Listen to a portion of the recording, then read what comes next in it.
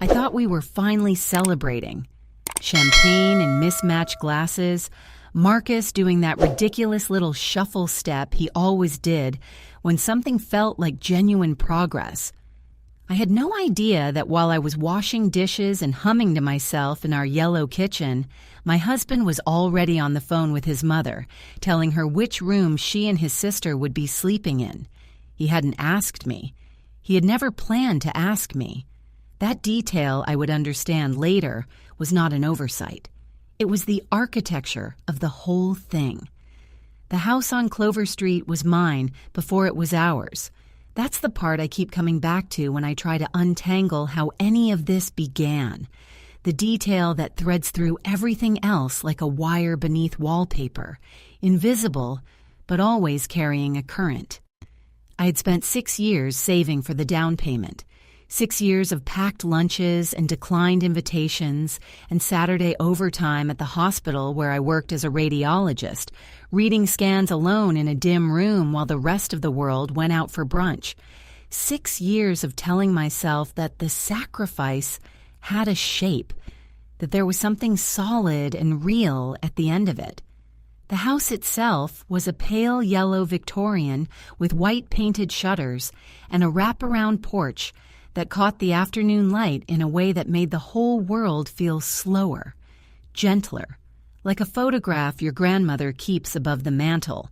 The first time I drove past it, a Tuesday in November, the maple tree in the front yard burning copper against a steel gray sky, I pulled over and sat there for several minutes with the engine running.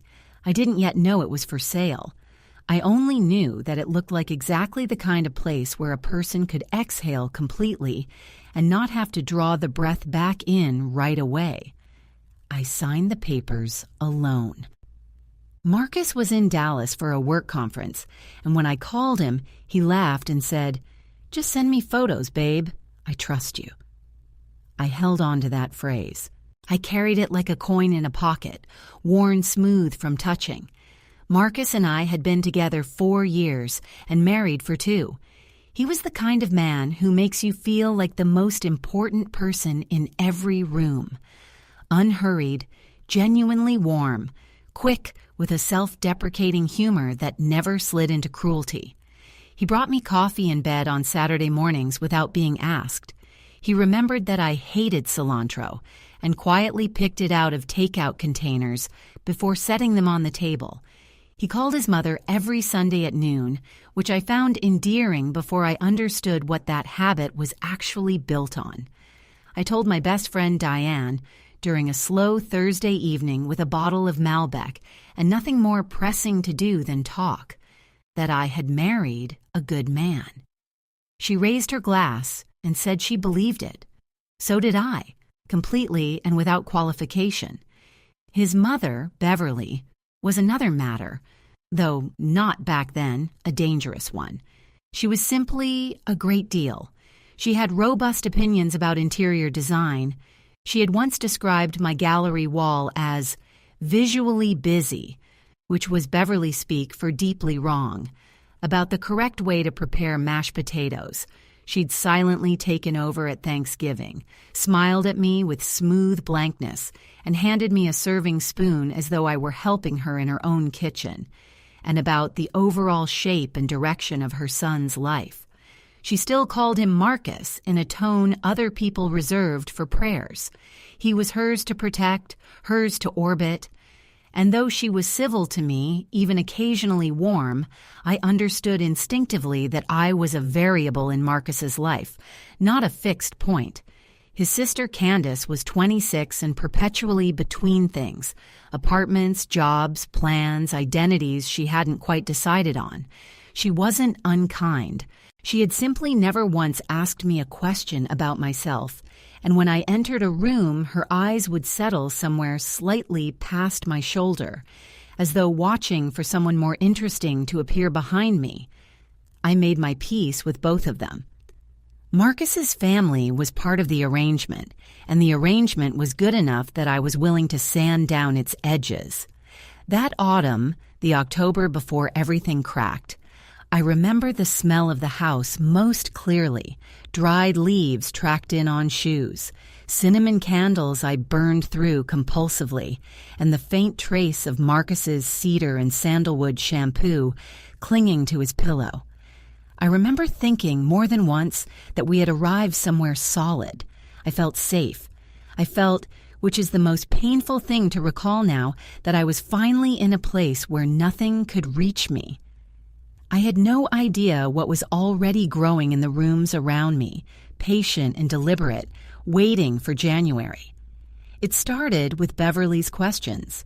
She had always shown polite curiosity about the house, but that September her interest sharpened into something I couldn't quite name. At a Sunday dinner in early October, she asked about the square footage with the focused attention of someone who needed the number for a practical reason. Then the property taxes. Then, with a small laugh, as though the thought had only just arrived, whether the second bedroom got good morning light. I told her it did, east-facing, quite bright yellow curtains. She nodded and said, "That's nice," and reached for the bread basket. I didn't think about it again until 2 weeks later, when she was asking Marcus whether the driveway could comfortably fit 2 cars side by side, then whether the basement was properly finished. Then one evening I walked into the kitchen midway through a phone call between Marcus and his mother, and I heard her voice through the speaker asking, "Doesn't Sarah have a spare key somewhere? A spare she keeps near the door?" And Marcus, standing with his back to me, said quietly, "I'll check on that." He didn't turn around. He didn't tell me about the call. When I asked what she'd wanted, he said she'd just been checking in. He said it smoothly, the way you say something you've rehearsed until the rehearsal becomes invisible. I let it go. I told myself I was reading into things. That suspicion was an ugly habit I refused to develop. I was wrong about the habit. The suspicion was entirely correct. Candace came to visit the second weekend of November. This was not unusual, but this visit felt different in a way I registered with my body before I understood it with my mind. She moved through the house with a particular attention, a measuring quality, an assessment. She stood in the doorway of my home office for a long, wordless moment. She opened the closet, studied the interior, closed it again. She asked me, in the tone of casual conversation, whether I really used that room much. I told her it was my workspace, my files, my books. She said, "Oh, interesting," in a way that contained zero interest, and walked back to the kitchen. That evening, at dinner, she and Marcus kept a low, private conversation going that stopped whenever I came near, the two of them parting like water around a stone and closing back up after I passed. I told myself I was tired. I was very practiced at dismantling what I could see clearly until it became something I could live with. The clearest warning arrived on a Thursday. I was folding laundry, clothes warm from the dryer, the room smelling of fabric softener and ordinary evenings. When Marcus's voice came through the hallway wall, not quite quiet enough. "The room is big enough, Mom, I promise. The closet is fine. Candace will make it work." I went completely still. The shirt in my hands was warm. I stood there with that warmth against my palms and felt something cold spreading from behind my sternum, slow and certain, entirely unrelated to the temperature of the room. Make it work. Like the decision was made. Like the room that held my desk and my files and the bookshelf I'd had since graduate school was already hers. Allocated, arranged, finalized, without a single conversation with me. When Marcus came in and found me standing there, I looked at him and said, "What is happening?" He looked back with something moving through his eyes that I didn't let myself name and said, "Can we talk about this later? I have a call." Then he was gone. We never talked about it later. I lay in the dark telling myself generous stories about misunderstanding and exhaustion. I was very convincing. I had years of practice. I found out on a Saturday. That's the detail that stays with me, that it was a Saturday, that I'd woken up in a good mood, that I'd made French press coffee and planned a quiet afternoon of bookshelves and podcasts and nothing consequential. The kitchen light came in through the windows in long, flat gold rectangles. The coffee was exactly right. Marcus had gone to the hardware store with a quick kiss on my temple and a jingle of keys, easy and ordinary, and I was content, still. I was unaware still of what my life had already been rearranged into without my knowledge or consent. I went to his study to borrow a pen. My grocery list had run out of ink halfway through. His laptop was open, the screen live, a spreadsheet filling most of it. I didn't mean to look, but the column headers were large and plain. Beverly. Room 2, Candace. Room 2. Then a column labeled Sarah to cover, with a figure in the cell that was exactly, precisely, recognizably half the monthly mortgage. My hands went cold, not as metaphor but as physical fact, as though blood had retreated from them entirely. I pulled out the chair and sat because my legs had become unreliable. I scrolled back through the spreadsheet. The entries went back weeks. Beside the laptop was a printed document covered in margin notes in Marcus's handwriting, and I picked it up and saw it was a drafted email addressed to Beverly. Subject line, Final Plan. He had outlined everything. The timeline, the room assignments, the financial split, the start date of mid-January, and at the bottom, in the smaller, rounder hand he used, when thinking out loud on paper, he had written a postscript. I'll tell her before Christmas. She'll be fine once she adjusts. I'll tell her before Christmas. She'll be fine once she adjusts. I read it 3 times. The kitchen still smelled of coffee. The maple tree outside still held a few rust-colored leaves against a pale sky. The world outside that study was entirely unchanged. Only I was different, reconfigured in the 30 seconds it took to read 12 words into someone who now understood what kind of marriage she was actually living inside. I looked at the earliest spreadsheet entry, September 18th. We had celebrated with champagne the first Saturday of October, Marcus doing his shuffling little dance in our kitchen, and he had already been planning this for 3 full weeks. He had kissed me that night with the taste of cheap champagne and cedar shampoo, and 6 weeks of deliberate concealment. And he had looked me in the eyes and laughed, and he had known. I sat in his chair, and I did not cry. I had gone somewhere past the geography of tears into something colder and more fundamental. A place where emotions don't arrive as waves, but as a very quiet, very steady pressure. My mind moved with terrible efficiency through everything I had refused to see. Beverly's questions about keys and square footage, Candace in my office doorway with that measuring silence, the backyard phone calls, the conversations that dissolved when I approached. Every piece I had dismissed, every reassurance I'd manufactured, all of it rearranged itself now into a picture that had been there the entire time, fully formed, patiently waiting for me to stop looking away. I heard the front door, his key in the lock, the old Victorian hinge with its familiar creak, the double thump of boots in the entryway, the sound I had heard thousands of times and never once listened to the way I listened to it now, standing at the edge of a life I was about to have to rebuild. I did not move from the chair. I sat with the printed email in my hands, and I waited. Sarah? His voice came through the hallway, then the kitchen. He appeared in the study doorway carrying a paper bag from the hardware store. Some ordinary Saturday errand, completed, meaningless. And he looked at me sitting in his chair and looked at the paper in my hands and looked at the laptop screen.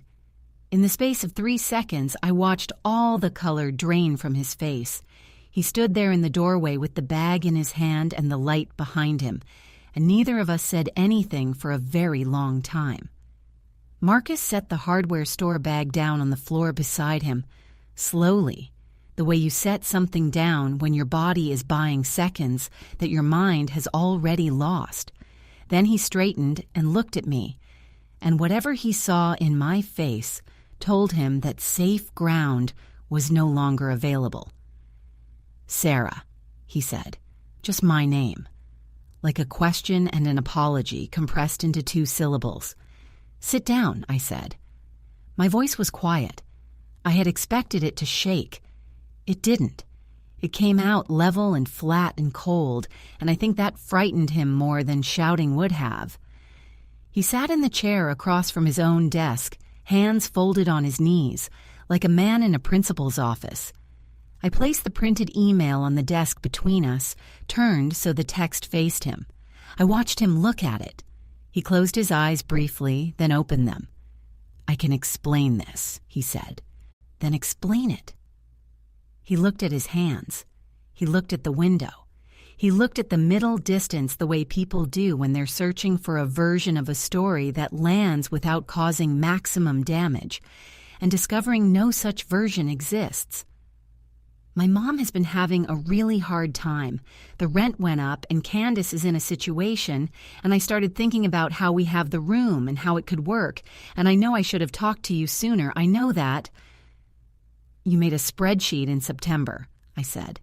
"You were drafting emails. You had a plan with a timeline and a financial breakdown. You assigned the room.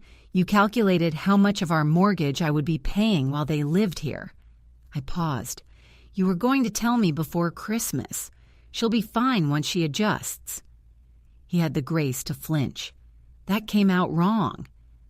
"How does it come out right?" A long silence. The clock ticked. Outside, a car passed on the street. "I just knew you'd say no," he said finally, looking up at me with something that might, in a different life, have been earnestness.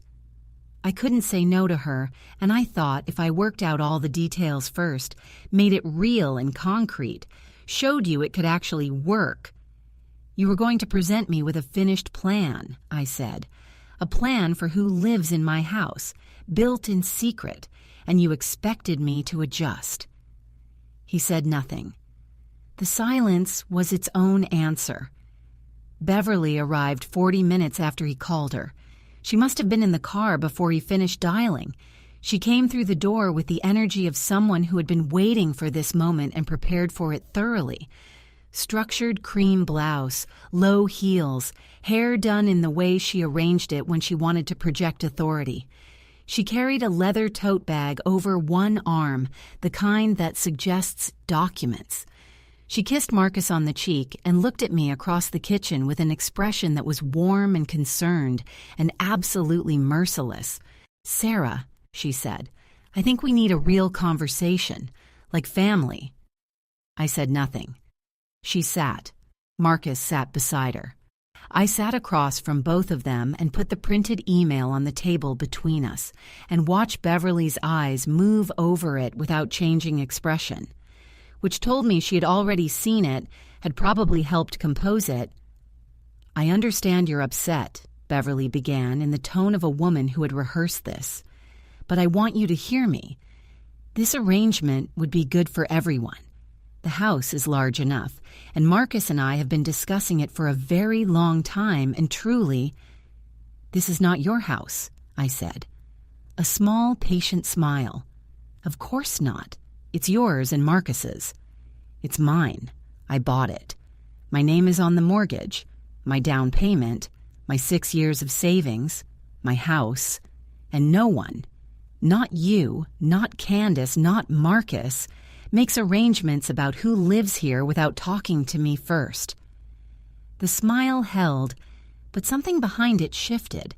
She reached into the leather tote and produced a manila envelope, which she set on the table with the careful deliberateness of someone playing a card they'd been holding for weeks. "I think you should look at this," she said. It was a cohabitation rights agreement, several pages on what appeared to be legal stationery. It took me a moment to absorb the language, then understanding arrived like a blade between my ribs. The document claimed that Beverly had provided financial contributions toward the purchase of the house through a series of family loans to Marcus, totaling $15,000, paid before our marriage, and that these contributions entitled her to residential rights in the property. Marcus's signature was at the bottom. So was hers. The document was dated 3 weeks ago. My hands were not shaking. I noticed this with a strange clinical detachment. Noticed that my hands were perfectly steady while the rest of me had gone very, very quiet in the way that precedes not tears or shouting, but something altogether more deliberate. I set the pages down. I looked at Beverly. I looked at Marcus. "You signed this," I said to him. He didn't look up. "Marcus," my voice had gotten quieter, not louder, "you signed a legal document giving your mother residential rights to my house. They were real loans," he said to the table, "for the ring, the honeymoon."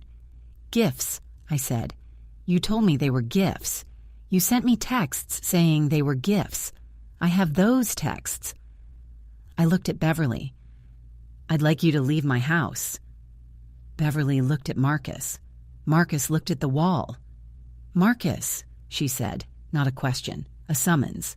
And Marcus, who had brought me coffee on Saturday mornings and picked cilantro out of my takeout and told me on our wedding day that this house was where he wanted to grow old, said to his mother, "Mom, maybe just give us a night to talk about it." He didn't say she had to go. He didn't say the document was wrong. He negotiated on her behalf while I sat across from both of them, and in that moment the last version of Marcus that I had been willing to believe in dissolved quietly and completely and did not come back. Beverly left with the unhurried gait of someone who knows a conversation is merely paused. At the threshold she turned and said, "We'll talk soon." To Marcus, not to me. That night, I called Diane from my car in the driveway, engine off, the heat running out of the air. She listened without interrupting. Then she said, "Call David Chen tomorrow morning, first thing." David Chen was a family law attorney she'd worked with on a colleague's case. She said he was good. She said, "Do not wait." I did not wait. By the end of the first hour, he had told me 3 things, with a clarity I held onto like a rope. The cohabitation agreement, signed without my knowledge by one co-owner alone, had serious enforceability problems. The loans had no paper trail, no signed documentation, no bank records, which made them legally indistinguishable from gifts. And the deed was in my name alone. Marcus had been added as a non-purchasing spouse, a distinction with its own legal weight. "You're in a stronger position than they want you to think," David said. "They were counting on you not knowing that." Beverly's second move came on a Wednesday. I was home alone when she arrived unannounced, Candace beside her, 2 cardboard boxes in the trunk of her car. She rang the doorbell and greeted me with composed pleasantness and said she'd thought they might start bringing a few things over just to get organized. I looked at the boxes. I looked at Candace, who had the decency to study the driveway. Then I looked at Beverly and felt something settle in me. Not the hot rush of anger I had been waiting for, but something colder and cleaner and perfectly load-bearing. "Beverly," I said, "I'm going to say this once. You are not moving in. Neither is Candace. The arrangement Marcus agreed to without my consent is void. The document is being reviewed by my attorney. If you bring those boxes into this house, I will call the police and report it as trespass, and I will do it while you're standing on the doorstep. I have Marcus's spreadsheet, the original email, the draft with his margin notes, and documentation of every conversation that took place without my knowledge. Do you understand me?" Her smile thinned until only the structure remained. The geometry of a smile with all the warmth removed. "You're making this very difficult," she said quietly. "Yes," I said. "That's intentional. Please take your boxes and leave my property." She left. She walked back to the car without speaking, and Candace followed, and the car backed out of the driveway, and I stood in my doorway and breathed the cold November air until my hands stopped being fists. That evening, I told Marcus what I needed: a clear, unequivocal call to his mother canceling the arrangement. His cooperation if Beverly's attorney pursued the document, and honesty, real honesty, with no more separate plans, no more secret negotiations conducted in the backyard while I folded laundry inside. I told him I didn't know if we could survive this, but that any chance we had began with him choosing, at real cost to himself, to be my husband rather than his mother's instrument. He made the call. His voice was unsteady. Beverly said things I couldn't hear, and he closed his eyes twice, and when it was over, he sat in the kitchen chair and looked like a man who had just done the hardest thing of his life. I did not comfort him. I let him sit with it. Some reckonings you have to earn your way through alone. David Chen's letter produced results within 2 weeks. Beverly's attorney reviewed the document and quietly withdrew it. The loans could not be substantiated. The agreement's enforceability was too compromised to litigate. Beverly did not call me. She did not come to the house again. Candace found her own apartment by February, which she had evidently been capable of all along. The marriage did not repair itself quickly or painlessly. We saw a counselor for 8 months. We had conversations that felt less like arguments and more like excavations, digging through years of careful avoidance to find out what was actually underneath. Some of what we found was worth keeping. Some of it was not. Marcus had been managing his mother his entire adult life, making accommodations he never disclosed to me, and the road to September 18th was paved with every choice he'd made to avoid confrontation. He had not set out to betray me, but intention is not the same as consequence, and I was done making that substitution for him. We are still married. On some days, that surprises me. On others, it seems like the most logical conclusion to a story that required someone to fight for what was real. And eventually, imperfectly, he did. I am writing this from the wraparound porch. It is October again. The maple tree is burning copper, exactly as it was the first time I drove past and pulled over with the engine running, not yet knowing that this was going to be my place. The afternoon light is doing that slow gold thing it does in October, softening the edges of everything. The house behind me is quiet in the specific way of a house that belongs entirely to the people inside it, with no arrangements pending, no contingency plan signed in secret, no column labeled Sarah to cover in a spreadsheet she was never meant to find. I have a cup of coffee going cold on the railing. I'm leaving it there. I spent a long time believing that the safest place was one where nothing could reach me. I know better now.